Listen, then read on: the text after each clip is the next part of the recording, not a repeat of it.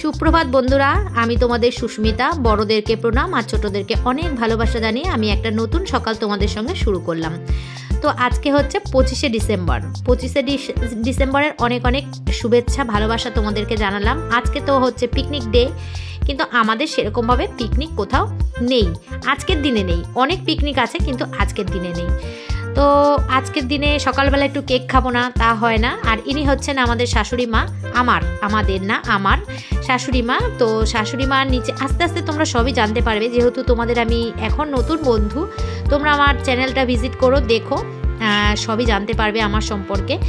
তো শাশুড়ি মা নিচে রান্না করছে দেখলে, সব গল্প তো আর একদিনে করে ফেলতে পারবো না, আস্তে আস্তেই তোমাদের সঙ্গে গল্পগুলো শেয়ার করব। কেন নিচে রান্না করছে সেই সব কথা তোমাদেরকে আমি পরে বলবো। তো মা নিচে রান্না করছে, ঠাকুরকে ভোগ রান্না করে দিচ্ছে। আর এই যে আমার বর আর আমি দুজনে বসে বসে একটু গল্প করছি আর কেক খেলাম। সকালের আজকে ব্রেকফাস্ট হবে কেক। তো কেক খেয়ে চা খেলাম, কেক খেলাম, খেয়ে দিয়ে আমরা সকালের ব্রেকফাস্ট এটাই করেছি। আজকে আর রান্নাবান্না কিছু করবো না, কারণ কালকে ব্লগ তোমরা যারা দেখেছো জানো, সানডের ব্লগে আমি তো চিকেন রান্না করেছিলাম। চিকেন অনেক রয়ে গেছে, তো সেই জন্য চিকেন রয়েছে, মাছের ঝোল রয়েছে, তো রান্না আর করতে হবে না। আমি ভাতের চাল জল সব গুছিয়ে রেখে দিয়েছিলাম। এদিকে ঘর দুয়ার পরিষ্কার করব, স্নান করব, পুজো দেবো, তারপরে এসে রান্নাটা শুরু করব। রান্না বলতে শুধু ভাত। কিন্তু আমার শাশুড়িমা বললো যে ঠাকুরকে প্রসাদ ভোগ রান্না করে দিয়েছি, তোমাকে আর ভাত বসাতে হবে না, এইখানে প্রসাদেই তোমাদের হয়ে যাবে। তো প্রসাদ খাওয়ার লোক কে না সামলাতে, মানে আমরা তো সামলাতে পারি না, ভীষণ প্রসাদ খেতে ভালোবাসি। আর মায়ের হাতে রান্না তো মানে কি বলবো, অমৃত সমান।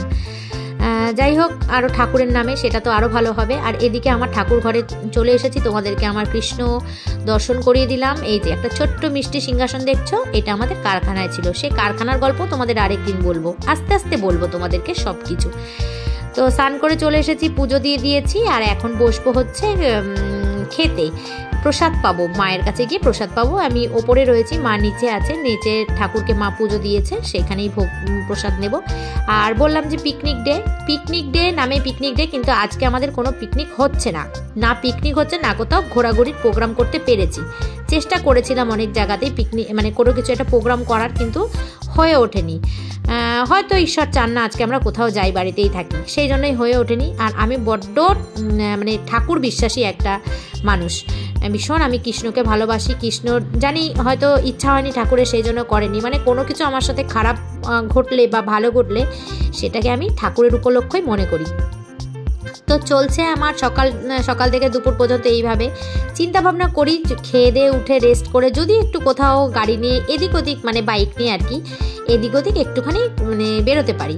আর একটা কুর্তি আমি দোকানে চেঞ্জ করতে দিয়ে এসেছি, তো সেদিনকে ওদের ভালো স্টক ছিল না বলে সেজন্য আমাকে বলেছিল পরে আসতে। তো দেখি সন্ধ্যাবেলা সেখানেই যাওয়ার ইচ্ছা আছে, ওই দোকানেই একটু যাবো, একটু চাটা খাবো, টুকটাক ঘুরে চলে আসবো, এরকমই একটা ইচ্ছা রেখেছি। এখন জানি না কি করব। তো এই যে চলে এসেছি ভোগ খেতে, মায়ের খিচুড়ি প্রসাদ আর তোমার সবজির তরকারি, চাটনি, পাঁপড়, 5 রকম ভাজা আর পায়েস, এই দিয়ে মা আজকে মায়ের গুরুদেবের জন্মদিন। মাদের গুরুদেবের আশ্রমে আজকে অনেক বড় করে পুজো হয়, সেই জন্য মা যেতে পারেনি। তো পাটার জন্য, মায়ের পাটা একটু সমস্যা আছে, সে কারণে ঘরেই ঠাকুরকে সেবা দিয়েছে আর আমরা প্রসাদ পেয়েছি। এই যে সন্ধেবেলা চলে এসেছি তোমাদের কাছে, গুড ইভিনিং তোমাদের সবাইকে। তো তৈরি হয়ে নিয়েছি, দেখতে পাচ্ছ, একটুখানি বেরোচ্ছি। 25শে ডিসেম্বর সারাটা দিন এইভাবে কেটে গেল।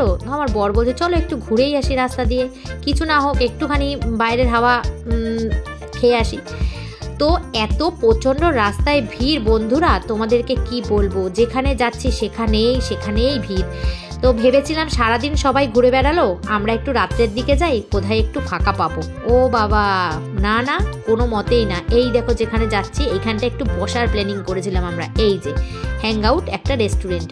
তো সেইখানেও প্রচণ্ড পরিমাণে ভিড়, বাচ্চা ছেলেরা নিচে দাঁড়িয়ে আছে, মানে সিট থেকে উঠবে, এই দেখো কত ছেলে দেখেছো দাঁড়িয়ে আছে, যারা চেয়ার থেকে উঠবে, টেবিল থেকে উঠবে, তাদের পরেই ওরা বসবে। আমরা বললাম থাক, আর রিস্ক নিয়ে লাভ নেই। আর আমি তো ভীষণ চা প্রেমী একটা মানুষ, রাস্তায় বেরোবো বলে সন্ধ্যেবেলা চাটা খাইনি। এবার চলো তাহলে একটুখানি চা খেয়ে নিই, তারপরে চিন্তা ভাবনা করব।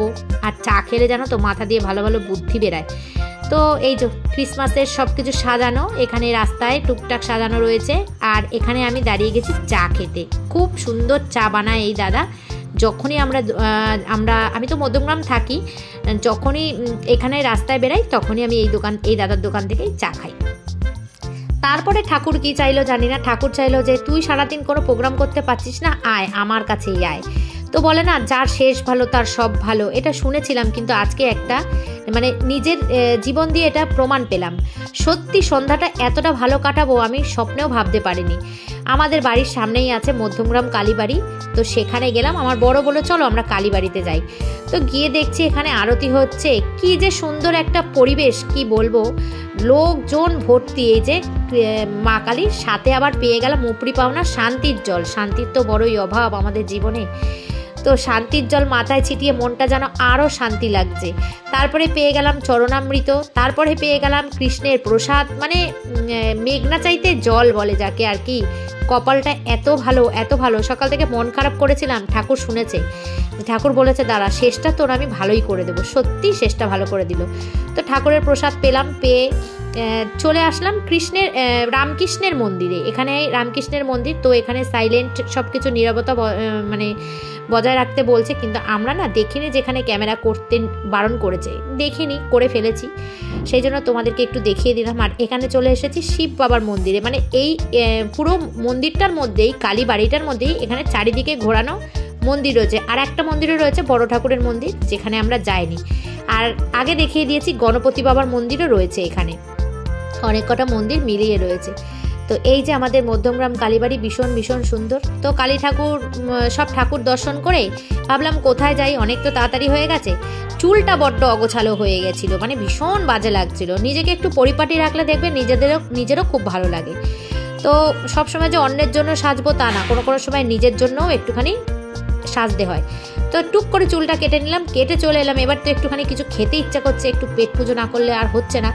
তো আমার বড় অনেকদিন ধরে বলছে মোমো খাই, তো চলো গন্ধরাজ মোমো ট্রাই করি। ভীষণ ভীষণ ভালো লেগেছে মোমোটা। আর এই দাদা না আমাকে চেনে, আমি কোনো কোনো সময় এই দাদার দোকান থেকেই মোমো খাই। তো এইভাবেই দিনটা আজকে কাটালাম। কেমন লাগলো বন্ধুরা তোমাদের আমাকে একটু জানিও, আমার ব্লগটা তোমাদের কেমন লেগেছে। আশা করছি তোমাদের খুব ভালো লেগেছে। তো ভালো লাগলে আমার চ্যানেলটা সাবস্ক্রাইব করো, আমাকে ভালোবাসা দিও, আমার পাশে থেকো। আর আমার একটা পেজ আছে, ফেসবুক পেজ স্মাইলি সুস্মিতা, সেখানে তোমরা ভিজিট করে একটুখানি ফলো করে দিও। তো তোমাদের ভালোবাসা পেলে তবেই আমি এখানে থাকতে পারবো, আর অনেকটাই এগিয়ে যেতে পারবো। চাই এগিয়ে যেতে তোমাদেরকে সঙ্গে নিয়ে, পাশে নিয়ে। তাহলে আজকের ব্লগটা এই পর্যন্ত রাখলাম। তোমরা সবাই খুব ভালো থেকো, সুস্থ থেকো, নিজের শরীরে খেয়াল রেখো। Tata, good night, take care and love you all. আর এই যে কেটে নিয়ে তোমাদের চুলটা একটু না দেখালে হয় বলো, এই যে চুলটাকে একটুখানি তোমাদের সামনে শো করে দিলাম। তো আজকের মতো টাটা, বাই বাই। আর কিছু বলার নেই, আবার কালকের ব্লগে তোমাদের সাথে দেখা হবে। আর দুটো চালের প্যাকেট নিয়ে এসেছি, আর একটা হচ্ছে গ্রিন টির প্যাকেট নিয়ে এসেছি। তো এই গল্পটা তোমাদেরকে কালকে করব, যে চালের প্যাকেট দুটো অল্প অল্প করে কেন কিনে নিয়ে এসেছি সেটা তোমাদের সঙ্গে কালকে শেয়ার করব। আর লিপটনের গ্রিন টিটা আমি খাই, খেয়ে দিয়ে উঠে খাই।